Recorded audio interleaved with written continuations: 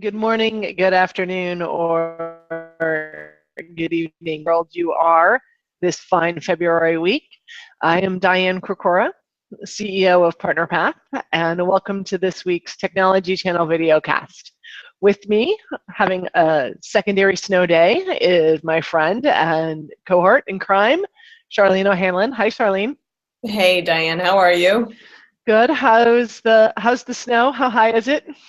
We got about a foot. It was cold. Still is cold.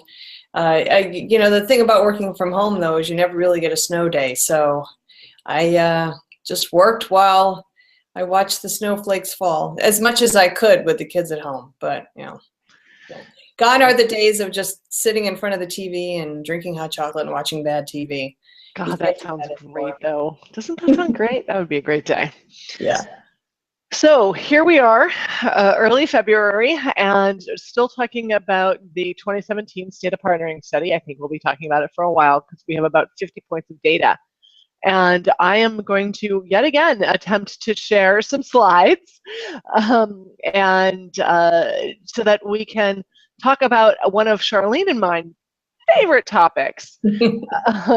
What do we call them when we're talking about solution providers? This comes out of the study that we did at the end of the year. So we did a State of Partnering study. It is our 11th. The study was open from Thanksgiving to Christmas, almost Christmas, and we collected 214 solution provider responses and 134 vendors. So we asked the solution providers, how would you classify your business? And they were able to opt for more than one, and they did. They opted for 2.5 on average. And so we're really seeing a big shift in this, right? Resellers way down there on the bottom on the right, and IT consultant and agent are focused that. We are certainly seeing with a shift, albeit a slower shift, that to consumption models, especially around cloud and on-demand. We're also seeing the solution providers really shift their business away from a traditional resale model and to things that provide for more services, as I mentioned, that IT consultant and that agent or managed services providers. Charlene, this is the solution provider responses. Anything surprising in there for you? Well, I don't know if you actually call them solution providers throughout the report in the questions that you ask, but it's to me this is kind of a segmenting of a solution provider, if you will, and from an as an IT consultant or an agent or an MSP, although an MSP actually technically is a services provider. But I think you're right, though. I think that this is definitely showing that transition that a lot of the channel partners, solution providers, whatever, are making in their business to kind of shift themselves from being a vendor partner, so to speak, to a solution provider. So they're really kind of taking a more literal tack when it comes to what they're calling themselves these days. And I think that's great. I think it's really great. Yeah, I think it's pretty exciting to see kind of this shift around services and a little bit less, from the reseller aspect and into managed services and even the agents. Can we talk about agent for just a second? Sure. So let's talk about agent for a second. We talk about agents. Traditionally, when I hear agent, I think of telecom. Mm-hmm. And it surprises me on that chart that agent ranks so high as a response from the survey respondents. So I wonder if the term agent has actually been expanded to areas beyond telecom, or if telecom is actually making up that much of the ecosystem now. Do you have any insight there? Well, I think there's a little bit of both going on.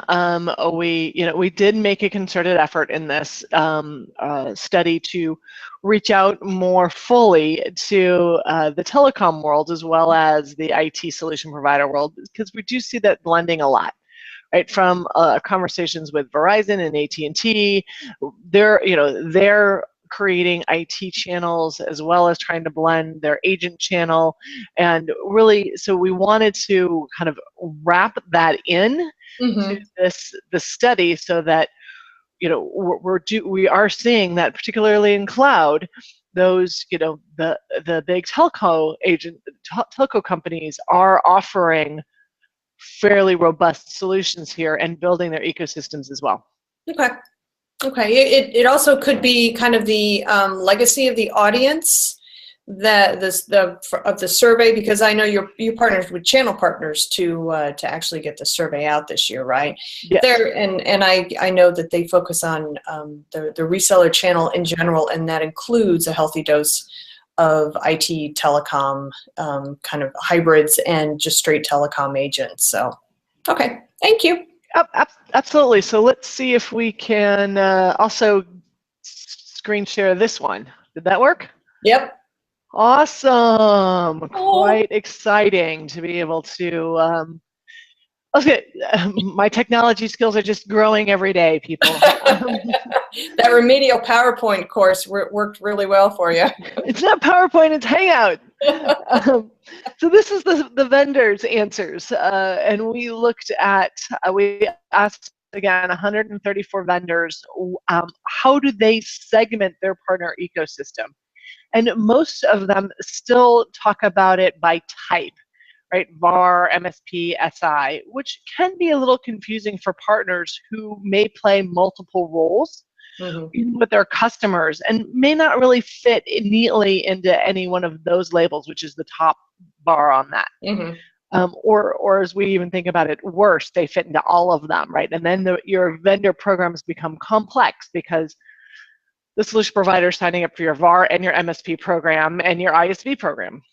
But we are seeing more vendors go into that kind of role, which is that second side, which we like to talk about as, you know, action or the verb. So these are the responses from the vendors. These are solution providers or the channel partners who are actually answering this one. So, you know, I find it really interesting that there is such a large number who still have that kind of traditional model of, you know, reseller program to fit the labels of VAR and MSP and systems integrator. And even understanding that their partners are no longer calling themselves that or categorizing themselves that way. So I think there's a real disconnect there.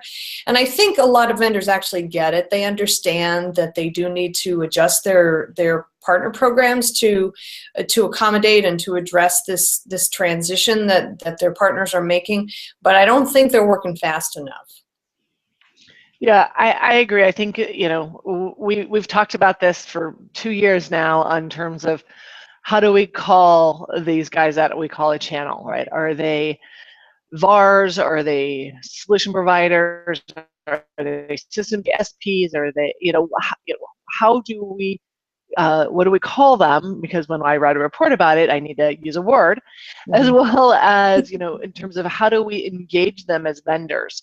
You know, we see so many programs that are kind of siloed by type, or they're called you know, the VAR program or the MSP program. But we're really seeing as you mentioned, these guys, these channel partners, become more than one thing and do more with more things with their customers.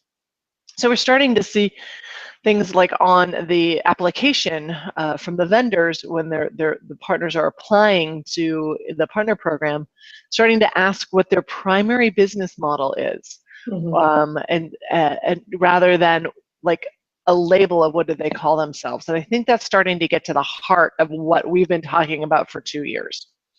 Well, I don't think that obviously this is going to be kind of an overnight process for the vendors, because they basically have to turn on a dime to make this work for them. What they've got clearly is not going to fit these transitioning business models. But I think this year we will see some serious movement toward that, and looking at the business models as kind of the first step, I think, is the best way for the vendors to approach this, definitely.